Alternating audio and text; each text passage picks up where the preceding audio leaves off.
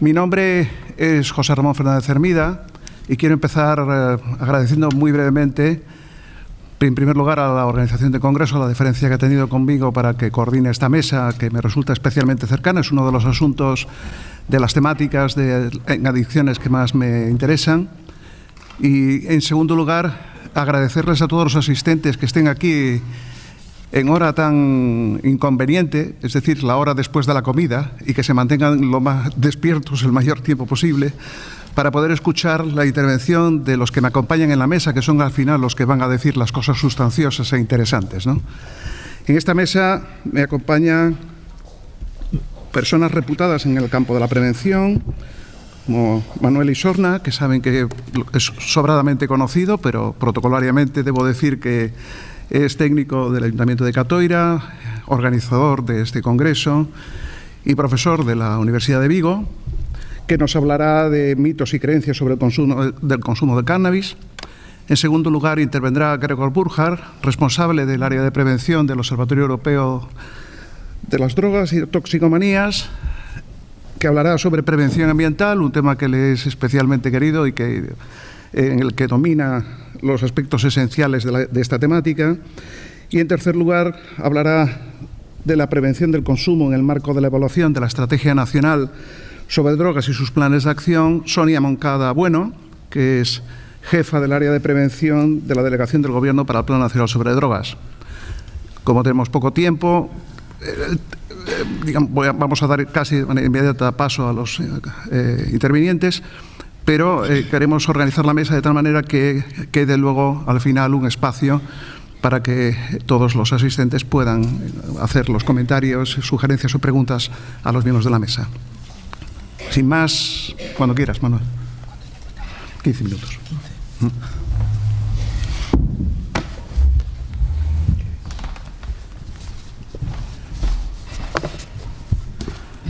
Buenas tardes a todos y a todas.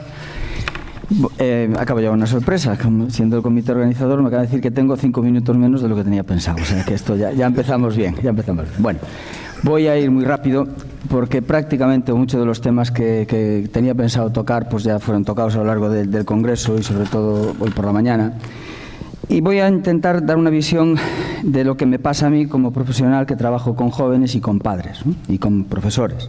Y voy a poner 3 o 4 ejemplos para que veamos hasta dónde estamos o por qué estamos en esta situación realmente, ¿no? ¿Qué tienen los jóvenes en la cabeza hoy en día? Es decir, los que trabajamos con jóvenes y aún por encima somos padres, pues la verdad no nos pone nada, no lo tenemos nada fácil, ¿no? Es decir, realmente vemos que hay un montón de estímulos, tienen un montón de preocupaciones, las que teníamos nosotros de toda la vida, sexo, drogas y rock and roll, y otras muchas más, ¿no? Que aparecen. Hay que ser muy popular, hay que estar en los medios de comunicación, es decir, hay que controlar mucho más de música, y es decir, realmente tiene unas preocupaciones que si nos paramos a pensar, pues que si le dan al me gusta o no le dan al me gusta, si esto, para ellos es muy importante, ¿no? Es cuelgan una noticia y que nadie les dé al me gusta, pues se pueden casi frustrar, ¿no? Y de hecho se frustran, ¿no? Los que nos dedicamos a la docencia sabemos que nuestros alumnos vienen ávidos de conocimiento todos los días a clase. Vamos, llegan por la puerta y se les ve una ilusión por aprender que os voy a contar, ¿no? Los que somos padres, pues sabemos que nada más sentarnos, dicen los profesionales, la comunicación, facilísimo hablar con un hijo adolescente, vamos, y con un alumno que os voy a contar, ¿no?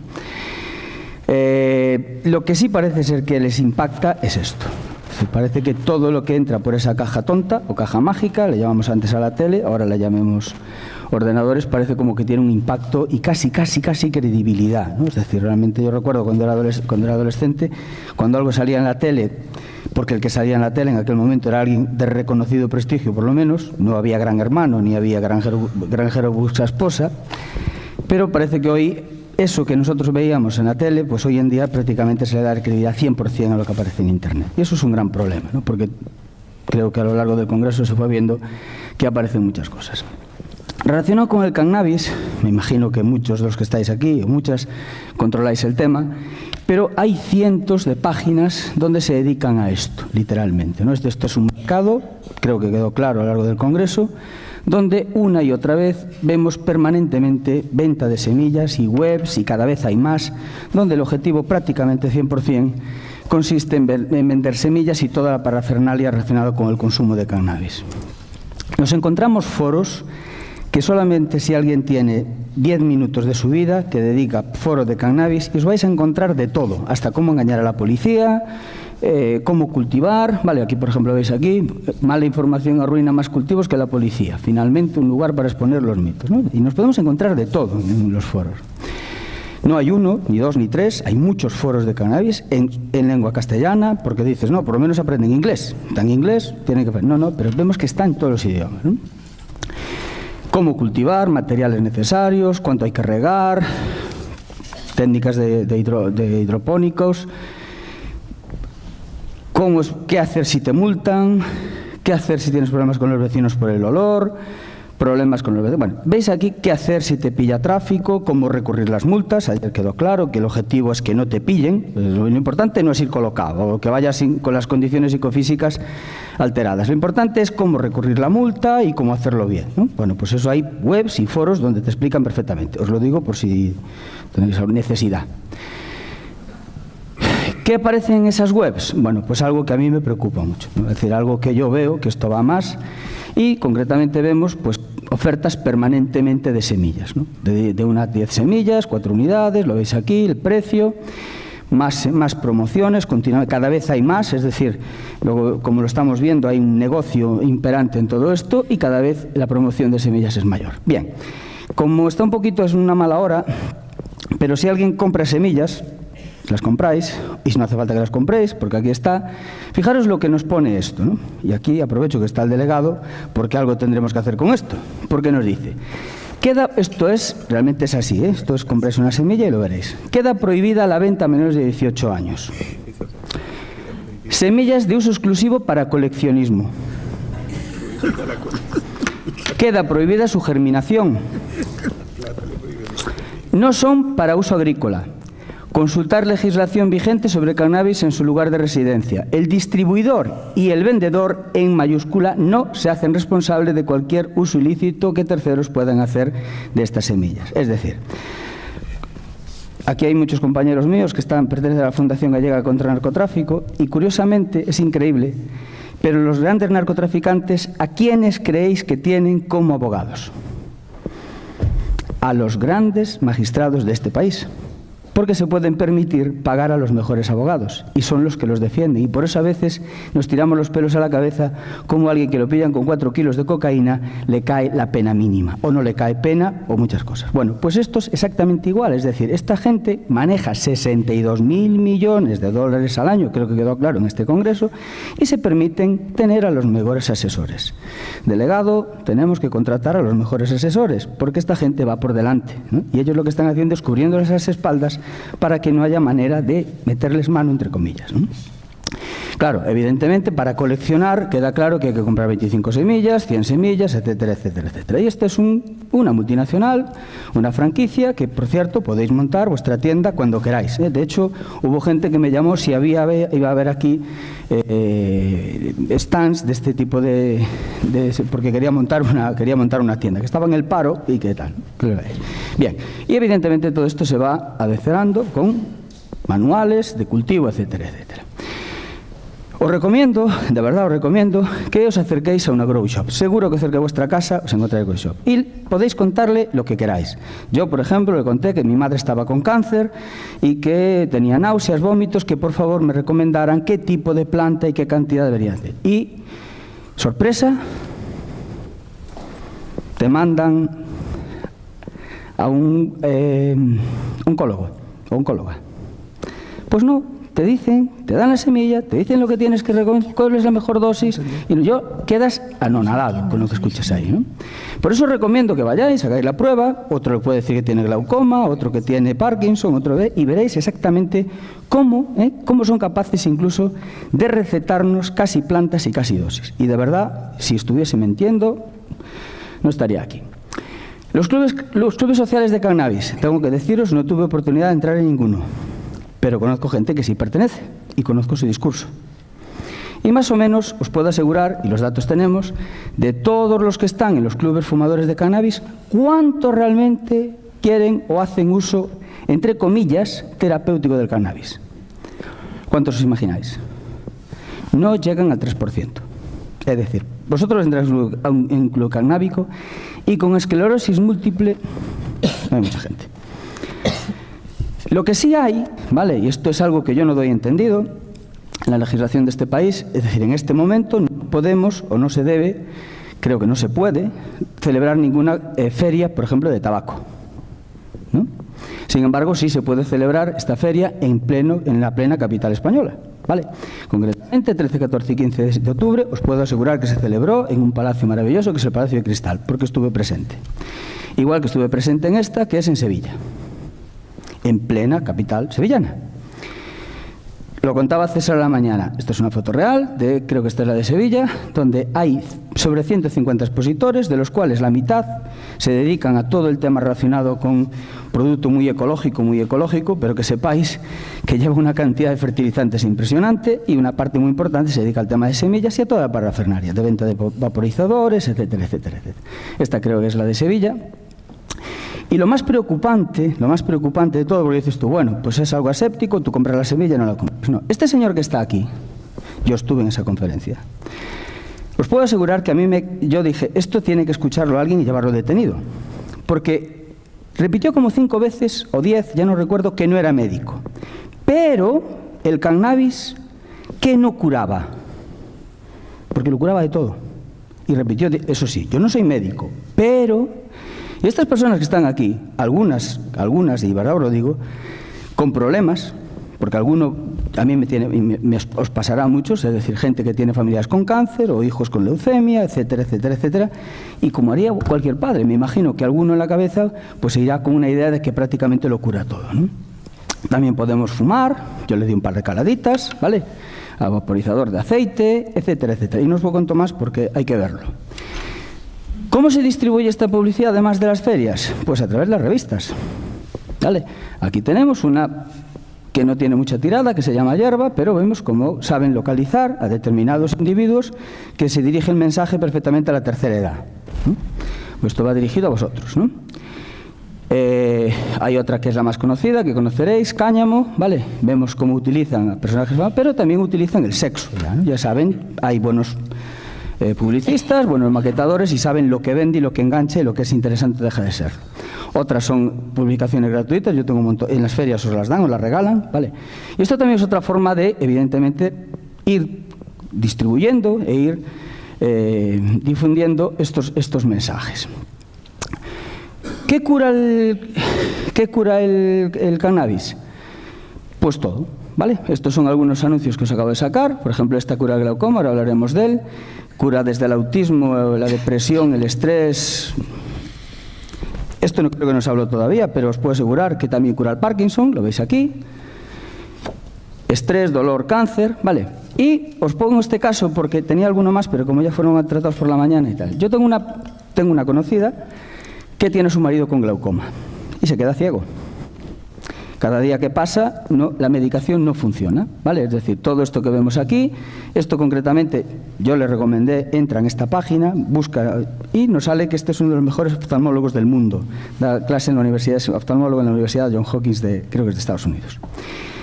Y vemos aquí que hay una serie de tratamientos para el nervio óptico, ¿no? Desde las gotas, el tratamiento láser, cirugía, pero por X razones...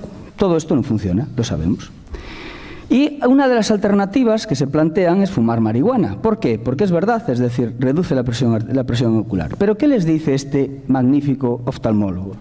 Pues que el hecho de que el efecto de la marihuana es verdad que reduce la presión ocular, pero dura 3 o 4 horas.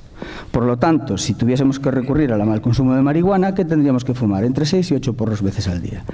Pero esto sabemos que va a impedir, por ejemplo, que el sujeto conduzca vehículos, que pueda manejar en maquinaria pesada o que desenvuelva al máximo su capacidad mental. Además de que va a dañar sus pulmones y reducir otras funciones cerebrales.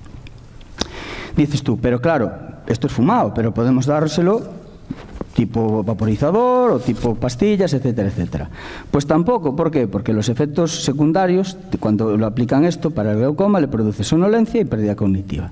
¿Cuál es la situación actual del glaucoma con respecto al pues que no hay nada. Es decir, en este momento lo que están intentando son con gotas, a través de THC.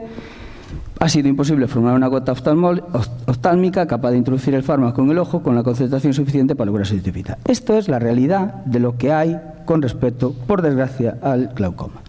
Hay personas que la medicación que hay funciona, pero podemos asegurar que hay otras personas que desesperadamente se aguantan. Bien, lo veíamos a la mañana, por eso no quiero ser repetitivo, pero vemos que también cura la artritis reumatoide. Yo no sé si alguien conoce a alguien con artritis reumatoide, pero os puedo asegurar que es ver cómo te vas degenerando progresivamente con un dolor increíble. Cuidado, porque cura el cáncer cerebral. Dices tú, ¿pero qué creéis? ¿Que esto lo hice yo en el ordenador? No, esto se acaba de Internet. Atentos, por si no estabais al tanto, cura el cáncer de mama. Y digo cura, ¿vale? O detiene en este caso, ¿no? Pero aquí, claro, la palabra es cura. Sabemos que lo que hace es paliar, como mucho, los síntomas de la medicación. Pero fijaros, aquí detiene el cáncer de mama. Ahí van a hacer todo. Y lo que realmente está matando, señor delegado del Gobierno, son las políticas represoras, y no la marihuana. La marihuana cura y las políticas represoras son las que matan. Uno ya no sabe dónde está. Bien, otro caso que realmente es un caso real. Tengo una madre que tiene un hijo con crisis epilépticas. Y ve en la tele el caso del famoso vídeo, no sé si lo habéis visto, de la chica argentina que no sé cuánto. Y entonces, imaginaros una madre que ve que su hijo, además del tratamiento, tiene crisis epilépticas, y nos encontramos con esto, con que las madres luchando por la legalización del cannabis para salvar a sus hijos. No sé si leéis lo que pone ahí al fondo, pero le he dado a mi hijo marihuana a escondidas. Lo veis aquí, Mason, cannabis en secreto. Porque cuando tú tienes un hijo y ves que la medicación no funciona, ¿qué haces? Y cuando ves una y otra vez que te están prometiendo y requete prometiendo que vas a curar que vas a curar la epilepsia, pues acabas haciendo estas barbaridades. ¿Quién es responsable? La madre. Yo creo que hay muchos responsables en esto, El ejemplo lo estamos viendo con las antivacunas. Movimiento que dice que las vacunas generan autismo, etcétera, etcétera, y lo que estamos viendo, pues no sé si os acordáis del caso del chico de Olot que acaba de morirse el año pasado. Y esto que, no sé si alguien fue a Fátima, queda aquí al lado, soy de Fátima, y esto es diario. La gente cree, tiene fe, que todavía caminando de rodillas lo van a curar todo. Y el sistema de creencias del ser humano es así, a pesar de que a veces la genética y todos estos que nos cuentan, pero realmente somos así. Y yo siempre creí que cuando fuésemos a la escuela y a la educación y tuviésemos conocimiento científico, estas cosas desaparecerían. Pues creo que en Fátima les va fenomenal a la hostelería, ¿no? Bien. Vamos con otro caso importante, el tema de la epilepsia que os decía. Esto es un recorte que no recuerdo cuál, pero nos prometían que los derivados del cannabis se iba a curar en 5 años con tratamiento de derivados del cannabis, la epilepsia. Y automáticamente nos encontramos 5 años después con que el cannabis no logra los resultados esperados. Este es el medicamento que sacó concretamente la farmacéutica, y ahí lo tenéis. La molécula no demostró una reducción de estas convulsiones que fuera estadísticamente significativa, por eso el laboratorio retira este medicamento del mercado. Y esto se estuvo vendiendo, imaginaros lo que es tener un hijo con epilepsia y con crisis epilépticas. Pues realmente esto es lo que hay. ¿Habéis visto alguna noticia de estos en la prensa? Buscar esta noticia en Internet, a ver si la encontráis. Y el problema es que estamos dejando a muchas personas necesitadas a los pies de los caballos. ¿Qué es lo que ve? Un minuto, madre mía. Bueno, ¿qué es lo que ven los padres? Pues es esto. Es decir, esto es un bombardeo permanente, ¿no? Y esto, yo repito, que es un problema que tenemos todos. Yo no puedo discernir en Internet lo que es cierto y lo que no es cierto. ¿Vale? Si ya nos cuesta a los que somos profesionales y nos dedicamos a esto, imagínate a un padre que trabaja no sé cuántas horas, una madre, y que aún por encima entra como entra. Es decir, yo no puedo discernirlo. Aquí alguien tiene que hacerse responsable de lo que se publica en Internet, empieza a ser verdad, empieza a tener sus repercusiones, ya no digo penales, pero por lo menos civiles. Bien, el informe famoso, que no voy a comentar, todo el mundo ya lo vimos a la mañana, sabemos que tiene estos 3 principales efectos: para el dolor crónico, antiemético, para la esclerosis múltiple. Hay muchas. Lo que sí sabemos, y esto nadie lo dice también, hablamos mucho de Uruguay, o se habla mucho de Uruguay, pero cuidado porque sabemos, y el informe lo dice, que la única forma que no se recomienda nunca va a ser fumada. ¿Por qué? Por la que tiene menor beneficios terapéuticos, ¿no? Produce tos crónica y, como vemos ahí, producción de flemas. Y curiosamente, a mí sí que me sorprendió un montón este artículo cuando lo leí, porque los neumólogos de Uruguay, ¿qué le comentaron a Mújica? Que no legalizara la marihuana, que es mucho peor todavía que el tabaco. Es decir, es tan malo. Si estamos luchando con el tabaco, ¿cómo vas a hacer una apología del consumo de marihuana? Y este artículo, que repito, creo que es muy interesante, porque el Colegio de Neumólogos de Uruguay, bien, los tratamientos ya los vimos a la mañana, no voy a entrar ahí, esto sí que es medicina, esto sí que es terapéutico para determinadas enfermedades, recetado por médicos. Y lo que sí sabemos, y a mí me preocupa, porque me preocupa mucho, y lo dice el propio informe, el incremento del riesgo de desarrollar esquizofrenia y otras formas de psicosis. Cuanto más se consume, mayor será este riesgo. Sabemos, creo que quedó claro en la ponencia tanto de Paco como de Sergio, pero ya sabemos que, concretamente, si nosotros la variante del gen COM, si tenemos el MED-MED, da igual que fumemos o no fumemos en la adolescencia cannabis, porque las probabilidades de desarrollar psicosis o esquizofrenia son exactamente las mismas. Si tenemos la variable VAL-MED, pues aumenta un poquito la probabilidad, vemos aquí, si has consumido cannabis en la adolescencia, pero si tienes la variable VAL-VAL, ¿cuál es? Yo quiero que esto se publique todos los días en la prensa. Y no se publica, no sale. Lo mismo nos pasa aquí con el gen AKT1. Sabemos que esto es un poco lo que limpia, creo que la dopamina del cerebro. Vemos que si tenemos el AKT1, la variable TT, da igual que fumes o no fumes, y vemos que tienes la citonina igual, pero si tienes esta variante, fijaros, porque el uso diario de cannabis multiplica por 7 las posibilidades de desarrollar una psicosis. Se habla, y se habla mucho, ¿vale? Fijaros la producción de CBD, la concentración de CBD de las plantas, ¿vale? Y fijaros cómo exponencialmente va subiendo la concentración de THC. Ya queda claro en este congreso que lo que realmente puede tener alguna propiedad terapéutica, o mayormente propiedades terapéuticas, es el CBD. Acabo, José. Esta sería los ratios. Bien. Muy por encima, ¿es un producto inofensivo para la salud ya que es un producto natural y es una droga ecológica? Pues como bien queda claro a lo largo del Congreso, falso, porque no tiene nada que ver. El tabaco y el opio también son naturales y nadie duda de sus riesgos, ¿no?, que tiene natural un cigarrillo. El cannabis no mata a nadie. Esto lo dijo Ubiña, que sepáis, no sé si no sabéis quién es Ubiña, un gran narcotraficante, y le dice al juez que él no había, si conocía a alguien, le dice al juez si había conocido a alguien que muriera por fumar cannabis. Bueno, pues es cierto, el cannabis no mata, en principio no mata a nadie. ¿Y por qué? Porque nosotros no tenemos receptores CB1 ni CB2 en el bulbo raquídeo, así como tenemos de otras drogas. Por eso es difícil, puedes pillar una intoxicación, pero esa intoxicación no te va a producir una parada cardiorrespiratoria. Me voy acabando. Los jóvenes consumen cannabis porque está prohibido. Si se legalizara, consumiría menos. Esto es la batalla de, ¿os acordáis? Lo del tabaco, lo del alcohol y tal. Sabemos todo lo contrario, ¿no? Los jóvenes, cuanto más accesibilidad y más barato es la sustancia y menor la percepción de riesgo, pues más jóvenes se ponen en contacto con ellos. Termino ya. Fumar porro es más saludable que fumar tabaco. Creo que a la mañana en la mesa del grupo EBIT quedó bien claro de que prácticamente se fuma todo junto, pero además si fumas sin filtro, con aspiraciones más profundas, los riesgos de padecer cáncer, además es broncodilatador, como bien nos comentó Maldonado, por lo tanto, no sé qué. Bien, el tabaco son legales, el cannabis debería serlo, pues sabemos que la peligrosidad de una droga no tiene nada que ver con él. Luego esto, como se os va a colgar, se os entregará, pues va a aparecer ahí. Pero los intereses comerciales, y ya José me está mirando mal, la mayoría de los jóvenes españoles fuman porros. Pues yo creo que esto sabemos la importancia, sobre todo los que trabajamos en prevención, la importancia de la presión normativa, ¿no? Los jóvenes creen que hacen lo que realmente está bien o lo que hace la mayoría de los jóvenes.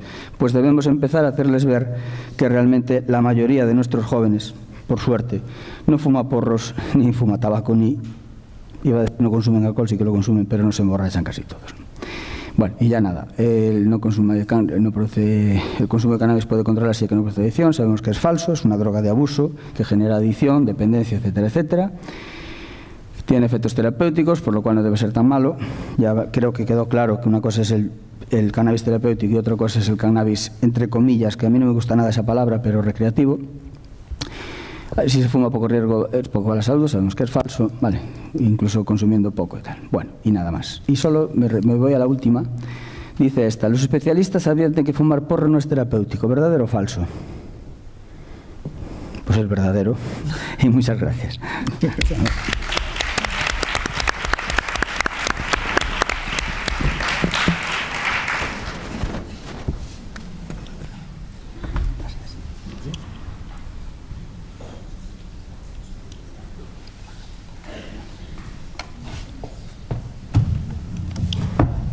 Bueno, me toca a mí. Pero no hay presentación. Ahora sí. Bueno, yo voy a complementar lo que Manuel acaba de decir con cuestiones que no tienen que ver con información. Siempre comienza todo así, ¿no? Las industrias dicen que toda una cuestión de responsabilidad individual, que tú tienes que saber cómo moderarte y consumir responsablemente. Así lo dice la del alcohol. Y la del cannabis en Estados Unidos, al fin de cuentas, también. Venden esas barritas de chocolate que cada cuadradito tiene 20 miligramos de THC y te dicen cómete un cuadradito nomás. Claro, ¿quiénes de vosotros consigue comer un cuadradito de chocolate? Yo me como siempre la tabla entera si mi mujer no interviene. Entonces, es eso lo que somos. Hacemos muchas cosas automáticamente y por eso explica perfectamente porque hacemos cosas que son obviamente nocivas, como yo con mi chocolate. Y los otros que no se mueven, etc. Y raras veces hacemos reflexión sobre pro o en contra de una cierta sustancia en situaciones de desinhibición, de excitación sexual o social, etc. Hacemos todo para reducir los esfuerzos. Cuando hay chocolate en casa lo como, cuando no quiero comerlo simplemente no lo compro. O sea que la facilitación del acceso, la facilitación de la actuación. Y después, todas esas cosas, yo como mi chocolate y tengo siempre una buenísima explicación neurobiológica, no sé qué, por qué he tenido que comer ese chocolate, para ofuscar el hecho que lo he hecho por impulso. Y así mucho. Y después, por la mera presentación de estímulos sensoriales, olfactorios, consigo que la gente coma más de lo que quería. En un estudio nuevo inglés que salió, obesidad de niños en ciertos barrios donde hay más McDonald's que en otros. O sea que hacemos un montón de cosas que no queremos y por los cuales no deberíamos, no queríamos haber pagado siquiera. Y todo peora en cuanto a situaciones de déficit de control de impulso y sesgo de aproximación. Sesgo de aproximación sería más o menos eso. En esta foto, cuando miras las miradas de la gente, una mujer tal vez miraría antes acá, un hombre acá, y alguien que bebe mucho solo aquí, en primer lugar.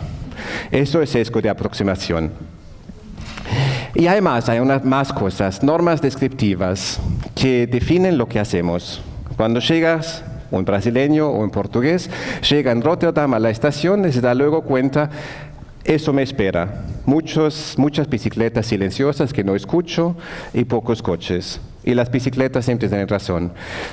Cuando paso por un músico de calle, ya sé, claro, el hecho que hay muchas monedas en su sombrero hace con que pienso que toda la gente ya le ha dado en esta ciudad es normal. Esas son normas descriptivas, o sea que traducidas a las sustancias no debemos verlas. La medida preventiva sería eso, su consumo no debe ser visible.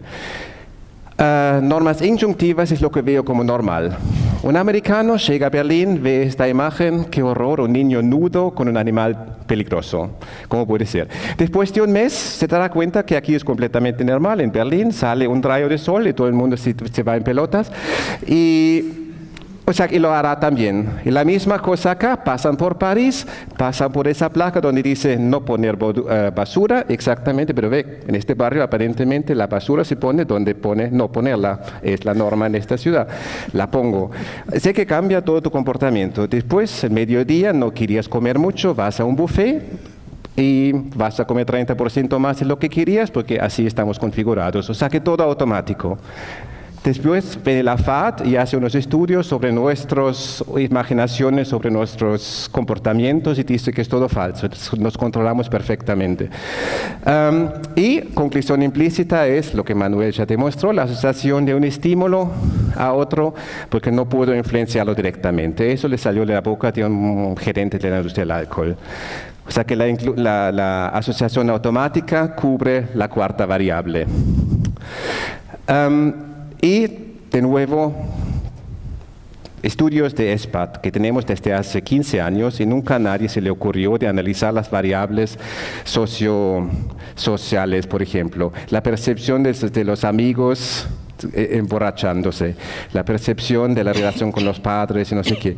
Padres, la relación con las normas, estar más o menos mal en colegio, aumenta solo 2 veces el riesgo de emborracharse.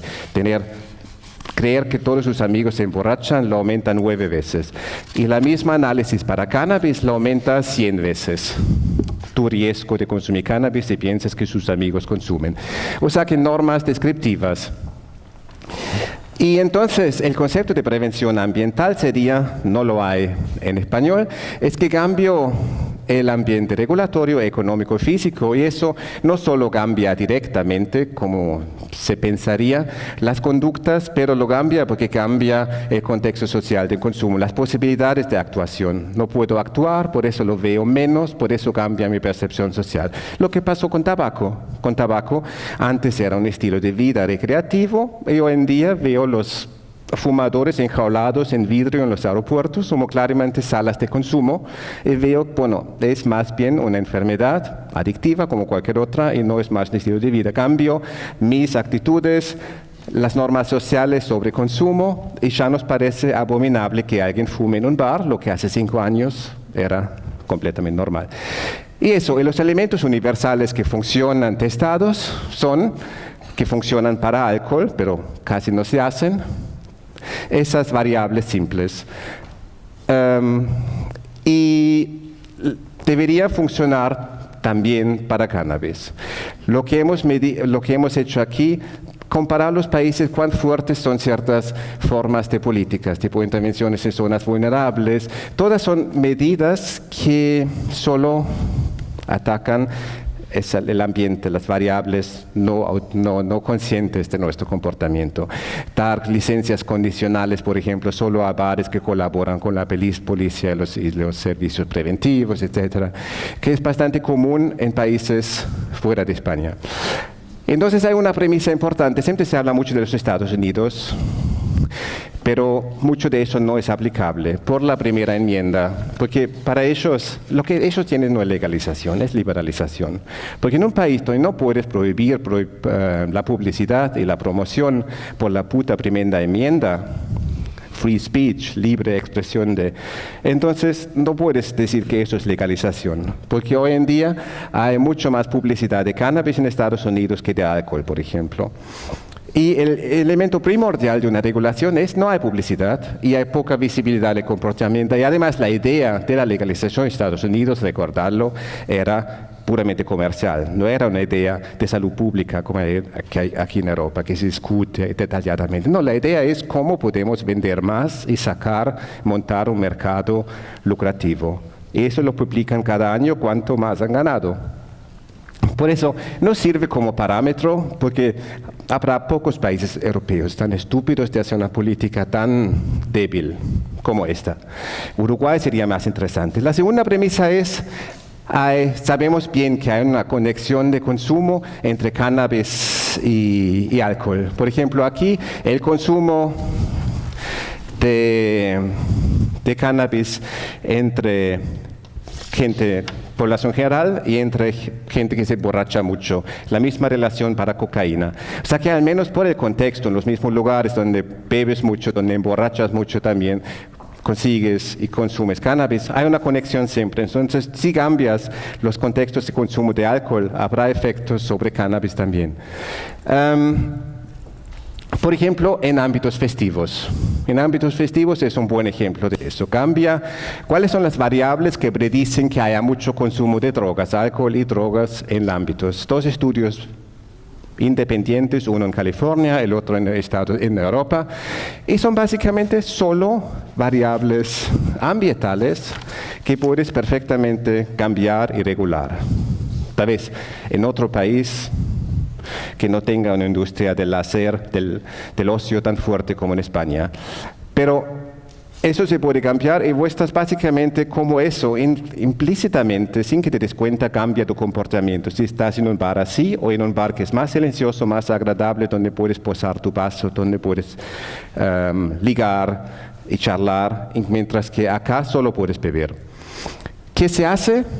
Seguimos haciendo sobre todo provisión de información, cómo consumir correctamente. O sea, que lo que la industria del alcohol hace con alcohol, cómo consumir, modérate, consumo seguro, etc. Pero lo que sería más eficaz sería, en primer lugar, la formación obligatoria de la industria del ocio. Y si no, quitar las licencias, como lo había dicho. Regular las horas de funcionamiento, un montón de estudios de los últimos pocos años demostrando su efecto sobre el consumo de cannabis, alcohol y vandalismo.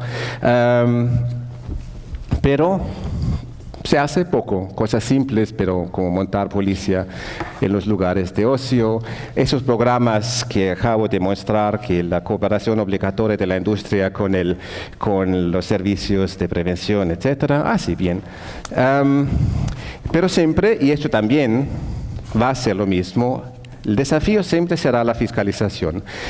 Mucha gente que hemos preguntado qué pensáis sobre un futuro escenario de la prevención ambiental con la legalización de cannabis, dicen, bueno, ni hemos conseguido regular bien el alcohol, ¿cómo lo vamos a conseguir con cannabis? Es un poco la escepticidad de las personas. Y aquí hemos hecho un estudio con la USPR sobre siempre la disponibilidad de una cierta medida ambiental y su fiscalización. Y veis cuánto es el mapa. Tengo millones de esos mapas. Se va a publicar el mes que viene en nuestra página. Veis siempre la fiscalización es el problema, ya con alcohol ahora. Y tal vez con cannabis será el mismo problema, porque una cosa fácil de hacer no lo hacemos y después nos preguntamos por qué los islandeses tienen supuestamente esa política de prevención tan buena. Simplemente porque lo fiscalizan. Mejor. Y la tercera premisa, porque ahora parezco súper el gran punidor, es las puniciones individuales, que es el grado de depresión de una política de drogas, cuán duras son las penas, no tiene ningunísimo efecto. Esa es nuestra famosa curva que mostramos siempre, actualizamos todos los años. ¿Veis? Las curvas van en todos los lados, sin ninguna regla, sin ningún patrón, porque básicamente, ¿cómo diseñas la dureza de tu ley de drogas? Las puniciones no tienen ningún impacto sobre el comportamiento. Porque la premisa de la prevención ambiental es cambiamos los contextos sociales y no las puniciones a los individuos. Pero hay más cosas más allá de la restricción. Hay los tales incentivos que hace parte. Por ejemplo, una empresa japonesa grande ahora da tipo 5 días, una semana más de vacaciones por año para los no fumadores, para compensar por todos los 5 minutitos que los otros bajan los 23 pisos que la empresa está. Todo el mundo tiene que bajar a fumar, entonces dan vacaciones. En teoría, para cannabis, hipotéticamente podrías hacer programas cuando una clase entera se mantiene libre de cannabis durante el año, gana no sé qué. Premios verdaderos, plazas de trabajo, etc. O sea, que cambiar el principio eficaz del Good Behavior Game con demostrar que hay programas para tabaco que funcionan así. Cambiar las condiciones por defecto. En Holanda, por ejemplo, no consigues licencia de abrir un coffee shop a menos de 600 metros de un colegio, justo para evitar la proximidad. Eso también es posible. Y hacer la desaprobación pública y notable bien visible. Que las multas sean bien públicas por consumo en la vía pública, porque en Holanda o en Ámsterdam pagas 50 euros por fumar cannabis en la calle. O sea que el hecho que algo sea legalizado no quiere nada decir que no puedas punir el acto público. Tipo, cagar es perfectamente legal, no obstante, pagas una multa pesada si lo haces en público, ¿no? O sea que el hecho de... es diferente de estigma. La gente viene inmediatamente, eso va a estigmatizar a la gente, pero un comportamiento estigmatizamos un montón. Por ejemplo, sexo en público es estigmatizado. Yo tengo un eczema, yo amo andar nudo, no puedo. Me siento estigmatizado, es comportamiento. Una diferencia es sancionar ciertos comportamientos, otra cosa es estigmatizar individuos por unos trazos que tienen. Buenísimo. Entonces, los principios aplicables serían que Reducir la visibilidad, muy fácil, se puede hacer en cualquier cosa que sea legalizada. Multas pesadas, multas muy ruidosas que todo el mundo ve, porque la gente tiene mucho miedo de la exposición pública, por eso es la única razón que no robamos en supermercados. El acceso requiere planeamiento, organización. No puede ser que las tiendas estén abiertas noche y día como en Alemania, digo, la del alcohol, que haya horarios, que no haya el empaquetamiento no sea aliciente, lo de los menores, ni publicidad, que exijan pruebas en anuncios sobre cannabis medicinal o la EFSA, la Agencia Europea sobre Alimentos, es el mío. Ha escrito a varias empresas de cannabinoides a decir que tienen que parar de contar que eso cura tal y tal y tal enfermedades con pena de multa. Porque cualquier otro medicamento tienes que probar, o alimentos tienes que probar los tales health claims. Si tienes un health claims, envía los estudios controlados que realmente lo comprueben. Si no, lo tienes prohibido de decirlo. Bueno, entonces eso. Y la cuarta premisa es, mucha cosa que viene de investigación cualitativa hay que creerse la mitad. Pues la gente sobre sí misma cuenta un montón de chorradas. Siempre me encantó esa base de Dr. House siempre, todos mienten. Y cuando vienen esas cosas de que se salvar el botellón, porque el botellón es importante para la socialización de los jóvenes, es un típico ejemplo de una racionalización a posteriori.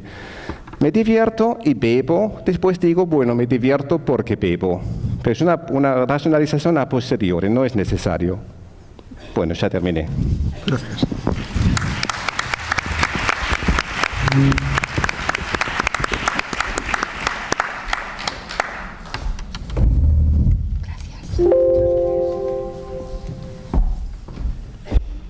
A ver cómo se pone esto. Así.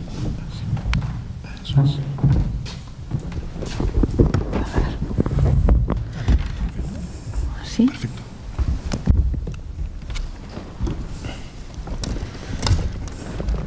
Bueno, buenas tardes. En primer lugar, agradecer a la organización la invitación a estar con ustedes aquí. Y en segundo lugar, agradeceros a todos la presencia, porque no es ni un día bueno ni una hora buena, con lo cual, pues muchas gracias por la asistencia. Yo lo que voy a presentaros es los resultados de la evaluación de la Estrategia Nacional sobre Drogas, de la evaluación de la Estrategia 2009-2016, que acabamos de publicar recientemente. Tenéis todos los resultados en la web y voy a ser muy escueta, me voy a centrar solamente en los resultados en prevención y en algunas de las características y en algunos indicadores de resultados. Bueno, este es el guión que voy a seguir. Me voy a ir saltando algunas cosas porque tenemos muy poquito tiempo, con lo cual prefiero que después ahondemos en algunos aspectos en el debate, que creo que va a ser lo más interesante de todo, ¿no? Como digo, aquí tenéis para poder descargar la evaluación de la estrategia. Bueno, sí contaros que ya tenemos una trayectoria bastante importante en el tema de la evaluación. La primera que realizamos fue en el año 2004 con la primera Estrategia Nacional sobre Drogas, y a partir de ahí veis que hemos tenido bastantes ejercicios de evaluación. El último en el que hemos culminado, hemos ido mejorando las metodologías, etcétera, etcétera. Antes de explicaros los resultados, deciros cómo está construida la estrategia y lo que hemos hecho para la evaluación. La estrategia tiene 14 objetivos generales. De ellos hay una parte de reducción de la demanda, otra parte de reducción de la oferta, unos objetivos finalistas de la estrategia y, por otra parte, una serie de objetivos transversales que están en la parte de abajo, en azul, además de unos principios rectores. Lo primero que hemos hecho para la evaluación ha sido organizar, jerarquizar estos objetivos. Hemos puesto en el centro los objetivos finales y nos hemos preguntado, bien, estos son los resultados que queremos conseguir, que son retrasar la de inicio, reducir el consumo y reducir los daños asociados. Y lo que hemos hecho es preguntarnos qué hemos hecho para conseguirlo, que sería toda la parte de arriba, los procesos y los productos, y por otra parte, cómo lo hemos hecho, que sería la parte de abajo, es decir, con qué calidad, con qué coordinación, con qué evaluación, con qué formación. Es un poco el esquema general de evaluación de la estrategia. Hemos hecho un análisis por objetivos. Bueno, es una evaluación mixta. Hemos contado con el apoyo de la Universidad Autónoma de Madrid, que nos lleva ayudando en procesos de evaluación desde el inicio, y hemos contado también con la participación de las comunidades autónomas, que nos han ayudado a elaborar todo el diseño de evaluación de la estrategia y todos los instrumentos que hemos utilizado. Creamos un grupo de trabajo, hicimos las preguntas de evaluación, elaboramos los instrumentos y tal. ¿Qué tiene de valor añadido todo esto? Bueno, pues yo creo que el valor añadido de todo esto es que hemos intentado recoger toda la información disponible, toda, es decir, la información que teníamos puesta por un lado a través de memorias de actuación, a través de informes, etcétera, etcétera, con la información que tenemos recogida por el sistema de indicadores del Observatorio Español sobre Drogas. Aparte, todo esto lo hemos añadido con, bueno, pues con todos los informes y estudios que teníamos disponibles. A partir de aquí, viendo con toda la información recogida, hemos visto qué información nos faltaba por completar, y para completar esta información elaboramos una serie de cuestionarios dirigidos a agentes clave, comunidades autónomas, departamentos de la AGE, por ejemplo, la DGT, el Instituto Nacional de Toxicología, en fin, otra serie de fuentes, y con todo esto hemos elaborado un sistema de indicadores permanentes que nos van a servir para seguir evaluando todos estos procesos estratégicos en el futuro. Dentro de lo que es, y me voy a centrar ahora en cómo hemos hecho el análisis por objetivos en el campo de la reducción de la demanda, lo que vemos es qué tipo de programas estamos aplicando, y esto para cada una de las áreas. ¿Qué cobertura territorial y poblacional? Es decir, ¿a cuántas personas llegamos y con qué cobertura territorial? Y por otra parte, ¿qué calidad? ¿Con qué calidad estamos interviniendo con todo esto? Esto lo intentamos relacionar, no es fácil, con los objetivos finales. Es decir, estamos consiguiendo impactar en estos 3 objetivos finales que teníamos, y además también nos hacemos la pregunta al revés. ¿Están adecuados estos objetivos, estas características, estos programas que estamos haciendo a el problema que tenemos, a la situación actual relacionada con el consumo de drogas? Bueno, esto me lo voy a saltar. Tienen que ver con el objetivo 2 de información y sensibilización social. Y nos vamos a centrar en el objetivo 3, que es un objetivo específico de prevención. Fijaos que ya el objetivo de prevención es muy significativo, porque es desarrollar habilidades y capacidades personales. Yo diría que aquí tendríamos que empezar a pensar cómo debería ser la prevención. Es decir, ¿cuál es la prevención que funciona? Y entonces la primera respuesta a esto es: la prevención que funciona es aquella que está basada, primeramente, en una buena prevención ambiental, a la cual se suman otro tipo de iniciativas educativas. Fijaos que la prevención en España está centrada en la educación. Es decir, hasta ahora se ha prestado muy poca atención a la prevención ambiental. Es decir, estamos poniendo todo el peso en la educación. Y la educación por sí sola no puede influir. Es decir, no puede cambiar conductas que están influidas, y como hemos visto en ambas intervenciones, tanto la de Manuel Isorna como la de Gregor Burkhardt, por todos estos aspectos ambientales que están influyendo. Esta es una de las primeras conclusiones que tenemos. Bien, vemos aquí un poquito qué tipo de programas están desarrollando las comunidades autónomas y qué evolución, y qué cobertura territorial tienen. En ese sentido, podríamos decir que una de las primeras conclusiones de la evaluación es que la prevención cada vez abarca más ámbitos. Se ha ido diversificando. Esto significa, bueno, veis por ejemplo que, para interpretar estas gráficas, veis que la gráfica de la izquierda el número máximo es 19, que son las 19 comunidades autónomas. Aquí esto significa las comunidades autónomas que disponen de este tipo de programas, y en la segunda transparencia lo que estáis viendo es la cobertura territorial. ¿A cuánta gente, a cuántas localidades están llegando con estos programas?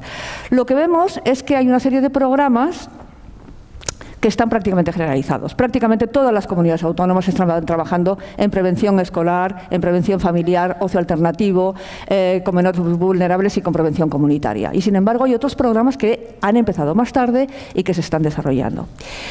Yo creo que aquí podríamos decir que tenemos un poquito esta estructura de prevención. Es decir, hay una cobertura generalizada de programas de prevención escolar, familiar, comunitario, alternativo y menores vulnerables. Hay programas más recientes que se están desarrollando y que tienen menor cobertura tanto en cuanto al número de comunidades autónomas que los implementan como a la cobertura territorial de los mismos, por ejemplo, el ámbito laboral, el ámbito de las universidades o el ámbito sanitario, con los programas de detección precoz e intervención breve, y por último, programas que tienen una cobertura limitada, que solamente existen en algunos PAD, por ejemplo, el caso de los programas de prevención con embarazadas o programas de prevención con accidentes de tráfico.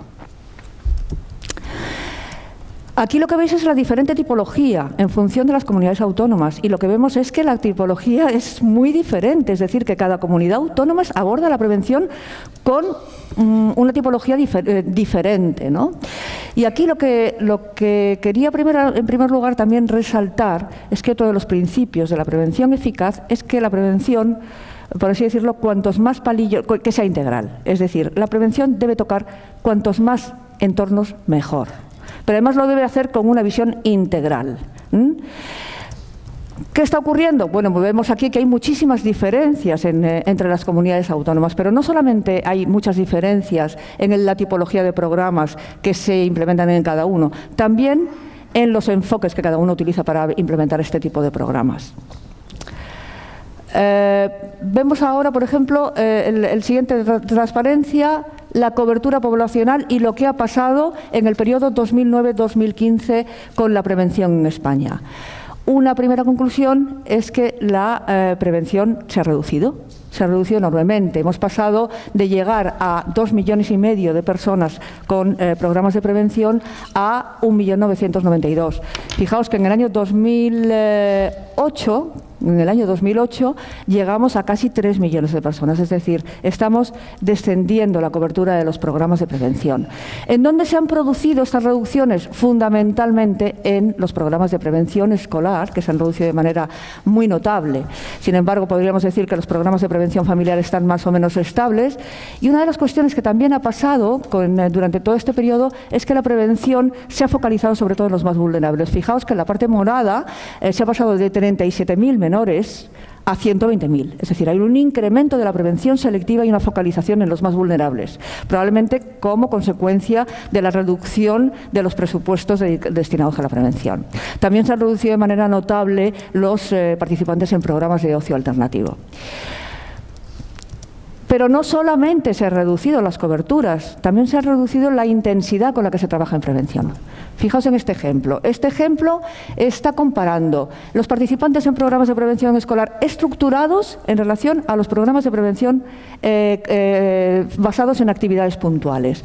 Vemos que la mayor reducción, la reducción significativa, se ha producido precisamente en los programas de prevención estructurados. Sin embargo, las actividades puntuales en centros educativos han aumentado algo la cobertura. Lo mismo pasa en prevención familiar. Fijaos, los participantes en programas de prevención familiar en escuelas de padres en el 2009 eran 83, sin embargo se han reducido en 20.000. Sin embargo, los participantes en charlas han aumentado en 10.000. Por lo tanto, no solamente estamos bajando las coberturas, estamos también bajando la intensidad. Y es muy probable que las consecuencias de esto tardemos algo en verlas, pero acabemos viéndolas con el paso del tiempo. Vamos a ver ahora algunos resultados relacionados con lo que son el retraso de la edad de inicio y la reducción del consumo. ¿Qué ha pasado con la edad de inicio? Se ha retrasado ligeramente la edad de inicio. Yo aquí sí que destacaría la importante retraso en la edad de inicio del consumo de tabaco. Fijaos que hay 6 meses. 6 meses es muchísimo. 6 meses es un logro importante que creo que hay que destacar. En cuanto a los adolescentes, estos datos ya los hemos visto. Yo creo que estos datos alguien los ha presentado esta mañana, creo que ha sido el profesor Ayesta, en relación al número de adolescentes que empiezan a consumir en el último año. 146.000 adolescentes empezaron a consumir. Y también otro dato importante, el tema de la variable de género, la variable de sexo. En el tema del cannabis, ya están las mujeres por encima de los hombres en el inicio del consumo de cannabis, en la última encuesta, en adolescentes. ¿Qué ha pasado con las variables mediadoras relacionadas con el consumo en este periodo en el que hemos coincidido con un periodo de crisis? Pues que han mejorado. Y probablemente esta mejora haya incidido mucho en las reducciones de los consumos de drogas, de prácticamente todas las drogas. Fijaos, por ejemplo, la hora de regreso a casa de los estudiantes, han aumentado los que vienen antes de las 12 de la noche y se han reducido los que vienen después de las 12 de la noche. Otra de las variables importantes es, fijaos aquí la importantísima relación que hay según la hora de regreso, el nivel de consumo de drogas. Fijaos la importantísima relación que hay. También se ha reducido el dinero disponible por parte de los adolescentes para gastos personales, que es otra de las variables mediadoras del consumo. Fijaos, esta transparencia quería señalar ahora porque es impresionante, es decir, solo el 35% de los chicos de 14 años llega antes de las 12 de la noche. Eso significa que el resto llega después. Es decir, es que, bueno, pues son variables muy importantes, ¿no? La percepción de normalidad en el consumo. Bueno, la percepción de normalidad, que es un factor fundamental, es un factor de riesgo clave, ¿no? Se ha mejorado, es decir, hay una menor percepción de normalidad en el consumo y hay una menor visibilidad también en el consumo. Yo creo que estos son datos también muy importantes. En cuanto a la disponibilidad percibida, pues también altamente relacionada con el consumo. También se han mejorado la disponibilidad percibida, es decir, ahora hay, bueno, en el caso de los adolescentes no, pero en el caso de los adultos sí que han mejorado algunos factores. Ahora, fijaos, por ejemplo, la gran disponibilidad percibida de los adolescentes relacionado con el consumo de cannabis y la gran facilidad que, por supuesto, todos sabemos que tienen para el consumo de alcohol, para adquirir alcohol. Los datos de consumo pues han mejorado ligeramente en casi todas las drogas, excepto para el alcohol. En cuanto a esta transparencia, a mí me gusta mucho porque creo que uno de los factores que además ha nombrado el profesor Ayesta esta mañana, un elemento principal de la prevención, es la desnormalización del consumo. Yo creo que tenemos que empezar a hablar de los adolescentes que no consumen, que nunca han consumido. Fijaos, la mayoría de los adolescentes nunca han consumido cannabis, no lo han probado. Fijaos, la parte de la derecha es los adolescentes. Más del 30% de los adolescentes nunca han probado el cannabis, nunca. Y además ha aumentado la proporción de adolescentes que nunca han consumido. En la parte de abajo lo que estamos viendo es la proporción de los que nunca han consumido. Fijaos, en alcohol es la parte verde. En alcohol solamente el 6,5% nunca han consumido. Sin embargo, en cannabis pues vemos que el 68% y en cocaína el 91% de la población general. El consumo problemático también se ha reducido. Es decir, no solamente se ha reducido el consumo en general, también se ha reducido el consumo problemático. Fijaos en el caso del cannabis. 803.000 consumidores problemáticos, que ya son, en el año 2009. Bueno, pues ha pasado a 558.000 en el año 2015. Yo creo que estas reducciones son reducciones muy significativas y muy importantes, ¿no? Como hemos dicho, esto se produce en el cannabis, en el alcohol prácticamente no hay cambios positivos. Se ha reducido en la población de 14 y 18 años, se ha reducido también el problema del binge drinking, pero sin embargo la población adulta no. Otro de los análisis que hemos realizado es el porcentaje de consumidores problemáticos en relación al número de consumidores ocasionales. Bueno, fijaos, la proporción del consumo problemático de cannabis es mucho mayor que la proporción de consumidores problemáticos de alcohol y la proporción de consumidores problemáticos de cocaína. Es decir, una gran cantidad de consumidores ocasionales de cannabis van a desarrollar problemas de consumo de cannabis. El 24%. Es otro de los mensajes que yo creo que hay que también trasladar a la sociedad. En cuanto a las personas en tratamiento en relación con el número de consumidores problemáticos, pues fijaos, esto también es muy significativo. Solo el 5,9, casi el 6% de los consumidores problemáticos de cannabis acuden a tratamiento. Sin embargo, en el caso de la cocaína estaríamos hablando de casi el 50% y en el caso de la heroína casi todos. Otro de los factores importantes, el número de años que se tarda en llegar al tratamiento, que debe ser otro de los objetivos también del campo de la prevención, el anticipar la edad en la que, el anticipar el tratamiento. Bueno, vemos que en el caso del cannabis, probablemente por las multas administrativas y porque también es una población menor, que muchas veces son los padres los que lo llevan a tratamiento, los años transcurridos son menores. Pero fijaos en el caso de la cocaína, 15 años, heroína, 19 años. Bueno, me voy a saltar esta parte y vamos a hablar de otras cuestiones de interés que relacionadas con la calidad de la prevención que estamos realizando. Vamos a ver, esto es otra de las cosas en las que ha habido más avances. Es decir, podríamos decir como conclusión que se hace menos prevención, la prevención se focaliza más en los más vulnerables y, por otro lado, la prevención que se hace también, la que se hace estructurada, tiene mayor calidad. Fijaos, catálogos de programas. Hay 11 comunidades autónomas que ya tienen un catálogo de programas de prevención autorizados, acreditados, por así decirlo, que ofrecen a su comunidad. Otras 10 comunidades autónomas tienen carteras de servicios. Ahora, la variabilidad de programas que hay en estos catálogos y carteras de servicios sigue siendo excesiva. Tenemos 271 programas indizados de prevención familiar y escolar fundamentalmente. Esto es excesivo. Quiero decir, deberíamos contar con un número mucho más reducido de programas que hubiéramos demostrado que la evidencia apoya y que fueran los que difundiéramos. La acreditación, ya está. Bueno. La acreditación, que es al final lo que nos va a garantizar la calidad de los programas. Fijaos las diferencias entre las comunidades autónomas. Es decir, hay comunidades autónomas que tienen unos sistemas de acreditación ya muy elaborados, Galicia entre ellas, en el campo de la prevención, o Andalucía, Murcia. Sin embargo, hay comunidades autónomas que no tienen ningún filtro para realizar programas de prevención, o tienen muy pocos filtros para realizar programas de prevención. Es otro de los factores que deberíamos analizar. Y en cuanto a la evaluación, bueno, pues deciros que el campo, dentro de lo que es el campo de drogas, la prevención es quizá el campo en el que más avances hay en el tema de la evaluación. No en vano venimos hablando desde hace muchos años de la importancia de evaluar los programas de prevención. Pero tan solo hay 12 comunidades autónomas que realizan algún tipo de evaluación de resultados de esos programas. Y bueno, voy a dejarlo aquí porque ya no da tiempo a más. Como digo, pues, bueno, sí comentaros que evidentemente se han reducido los presupuestos debidos a la crisis, pero que una de las áreas más afectadas ha sido precisamente el área de la prevención. Y nada más, gracias por la atención.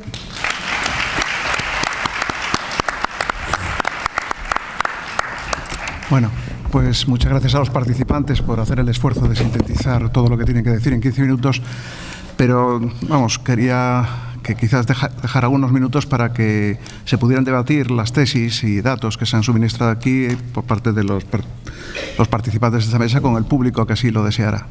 Así que tenemos unos minutos con indulgencia de la organización, que para eso está aquí el presidente del comité organizador, para extendernos un poco más, unos minutos más, y así dejar algún hueco al debate.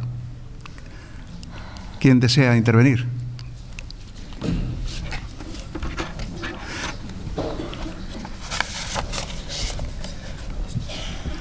¿Hay alguien que esté? Hola, nada, don Manuel, lo primero otra vez agradecerle la invitación, hemos estado encantados de estar aquí, y sobre su charla le quería, porque claro, los datos son los datos y no se pueden discutir, como muchos, cada uno, y además cada uno pone el foco donde le da la gana, usted pone el foco en esas cuestiones y yo no se lo discuto, pero más que discursos de bandistas, un poco lo que le decía ahí al señor Amador, porque coges la expulsión de Sociodrogalcohol de Amador, que son 40 páginas, lo que sale ahí, ¡buah, tremendo! No se oye nada. Perdón, se oye, perdón. Vamos a ver, en primer lugar me gustaría que poder identificarle, estamos buscando quién es el interviniente y no sabemos quién. ¿Dónde está? Ah, bien, de acuerdo. Pues es que se oye muy mal. Es que aquí no se oye todo entrecortado, ¿no? Yo le oigo, pero no creo que sea posible, o sea que... Hola, ¿ahora se me oye? Sí, ¿no?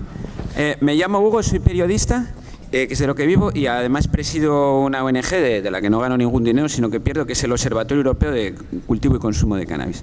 Y nada, lo primero, empecé dando las gracias al señor Isorna por la invitación que nos hizo, tan amable, a este congreso, se lo tenemos que agradecer mucho. Y lo segundo, decía que sobre su ponencia, bueno, hay cosas que es que no se pueden objetar, se recogen unos datos y ya está, y cada uno pone el foco donde quiere, y usted es lícito que ponga el foco ahí, como yo sería lícito, por ejemplo, que pusiera el foco en hacer una gran investigación de la expulsión de Calafat de Sociodrogalcohol, que ahí está su dossier, 40 páginas, las cosas que dicen unos de otros, es decir, los prohibicionistas son muy malos y bla, bla, bla, y tienen intereses.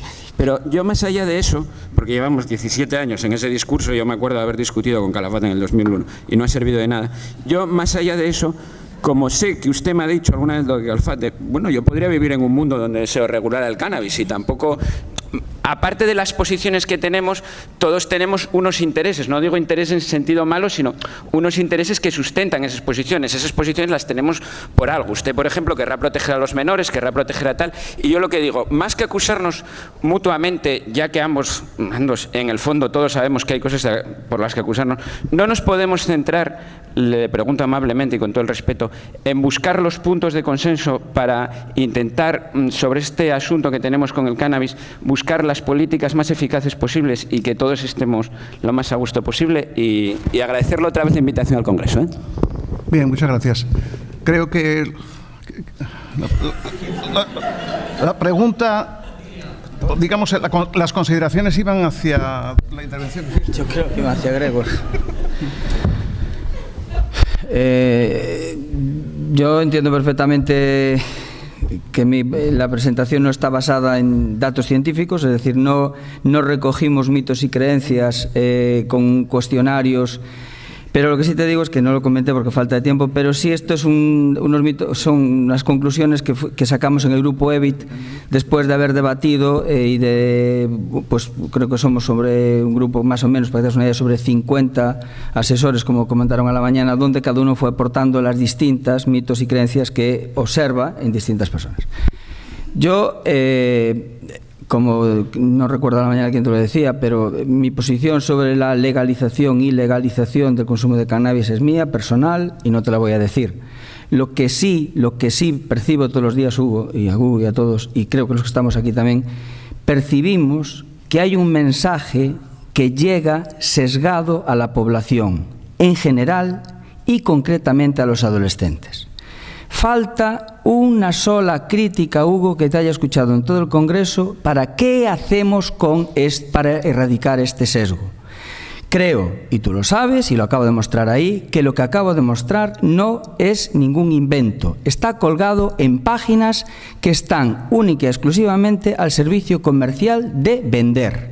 Y vender y engañar salud se llama charlatanería y desde mi punto de vista tiene que estar castigado con el Código Penal. Punto.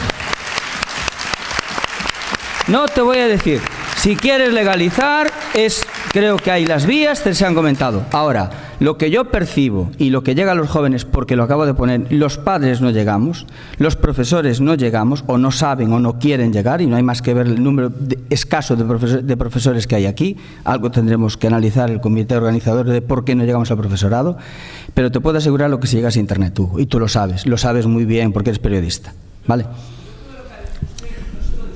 Perdón, no vamos a convertir esto en una discusión. No, perdón, hay otras preguntas. Que si no, tenemos muy poco tiempo. Sí.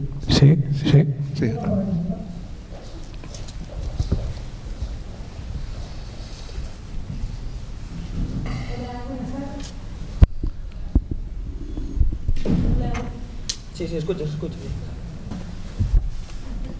Se escucha, sí. Víctor, ¿se escucha? Sí. Vale. Hola, buenas tardes. Mi pregunta era para la señora Moncada. En su estudio, en su presentación, afirmaba que había una reducción de la problemática del consumo de cannabis. Entonces, no me quedó muy claro a qué se podía deber esto, si porque no se empieza a consumir, si porque se ha producido una deshabituación, si es que ya no figura ese público en el estudio, porque ya no cumple los patrones que inicialmente cumplía, porque usted inicialmente mostraba unas cifras de 800.000 consumidores problemáticos de cannabis y luego unos años después de 500.000. Entonces quería saber a qué se podía deber esa reducción del consumo canábico, si es por los programas preventivos, si es que ya no es interesante para los jóvenes, digamos, este consumo, o es que ya se han cambiado los patrones de inclusión en el estudio. Gracias. No he entendido casi nada. O sea, no he escuchado. Quiero una explicación. Quiero una explicación del por qué. ¿Por qué se produce la reducción del consumo problemático? Pues es que no te puedo contestar, porque no lo sabemos. Es decir, esto merecería una investigación aparte de por qué se ha reducido el consumo problemático. Los datos están ahí, ¿eh? Se ha reducido el consumo en general. y también especialmente el problemático. Lo que sí que vemos con la crisis, y esto además es algo que se confirma en otros estudios, es que en general la crisis económica tiene un efecto positivo sobre el consumo. Entonces, bueno, quizá aquí pues será el efecto de la crisis, ¿no? Que se ha reducido. Fíjate que todas las variables mediadoras, disponibilidad económica, hora de regreso a casa, visibilidad del consumo, percepción de normalidad, todas han mejorado. Todas han mejorado. Han mejorado coincidiendo con un periodo de crisis. Entonces, es posible que la crisis económica impacte positivamente en el consumo recreativo. Pero es una hipótesis, quiero decir, esto no... ¿Y la acción preventiva? ¿Y la acción preventiva? Después me está diciendo, ¿y la acción preventiva? Bueno, nos hemos focalizado mucho más también con la crisis en los menores más vulnerables. Es decir, esto quizá también haya tenido un efecto positivo, ¿no? ¿Alguien más? No hay más, ¿no? ¿Nadie más? Sí. Es que no veo bien.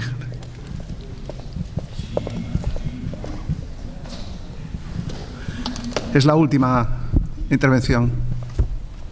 Enhorabuena por vuestras exposiciones. Yo comentar simplemente, vemos en algunas provincias, en algunas comunidades, lo que en algunas conferencias hablabais de pseudoprevención. ¿Cómo hacemos para que los programas acreditados y evaluados de las comunidades autónomas puedan tener, bueno, yo sí he visto que ha evolucionado a lo largo de los años y sí es cierto que las consejerías de educación y demás apuestan por los programas preventivos que bueno, a través del Plan Nacional y de toda la red de planes, pues se han evaluado, se han validado y son efectivos. Pero yo, bueno, comentándolo estos días con algunos de las personas participantes a este congreso, sí que nos gustaría ¿qué podemos hacer para evitar sobre todo la pseudoprevención? Que muchos de los centros escolares, orientadores o directores o incluso personas que hablan de drogas sin ser agentes de prevención, dicen, pero si es que vemos que justo nos preguntan los que quieren sacar información para evitar la ley, ¿no? Entonces, ¿cómo podemos hacer para que los programas preventivos sean una fuente y se nutran todos los, pues bueno, los centros escolares y escuelas de padres y demás de estos programas preventivos? A cualquiera de los, vamos, la pregunta va dirigida a cualquiera de los miembros de la mesa. Gracias. Contesto. Bueno, una de las cosas que hemos visto es la gran dispersión de programas de prevención, la mayoría sin evaluar, que se están aplicando. La acreditación es básica. Primeramente, el contacto con el sistema educativo, es decir, la coordinación con el sistema educativo a la hora de filtrar todo lo que llega a la escuela en prevención. Fijaos, por ejemplo, que la industria del alcohol, con el programa de la Fundación Alcohol y Sociedad, llega, según las últimas cifras que nos dejaron ver, porque ya no las ponen, llegaba a más de 500.000 alumnos al año. Después tenemos a los policías también yendo a las escuelas con toda la buena voluntad del mundo y seguramente pues haciendo una labor importante, pero quizá no relacionada tanto con la prevención de drogas. Quiero decir, hay una gran cantidad de oferta que se llega a los programas educativos y hay que filtrarla, hay que acreditar programas y hay que establecer un catálogo de programas basados en la evidencia que sean los que se implementen en el entorno escolar. Y fuera de eso no se debería aplicar absolutamente nada. Sí, es exactamente eso. Hay una página incluso española, programas basados en la evidencia, donde puedes bajar los programas que tienen mejor grado de evidencia. Nosotros, el observatorio, estamos montando un registro de programas eficaces europeo, conectado con todas las bases nacionales, donde puedes sacar innovaciones que tal vez aquí no haya para poder traducirlos. Y hay que encuadrarlos en políticas ambientales a nivel local, como he mostrado, municipios que tienen unas normativas claras sobre consumo en la vía pública, etcétera, colegios con buen clima escolar. Lo que nos llegué a decir que hay países donde ni siquiera invierten en programas manualizados, invierten solo en políticas locales y en buen clima escolar, donde no se ve el consumo, donde hay claras reglas, donde no hay estrés, donde hay buen rollo, etc. O sea, que implementan más esas variables contextuales de consumo. Pero las dos cosas juntas, como lo hacen los suecos, puede ser una cosa interesante. Y los suecos aún no tienen un registro como ya en España. O sea, que los instrumentos hay. Lamentablemente, el tiempo ha concluido. Muchísimas gracias a todos por la asistencia. Bueno, pues una cosa muy bien.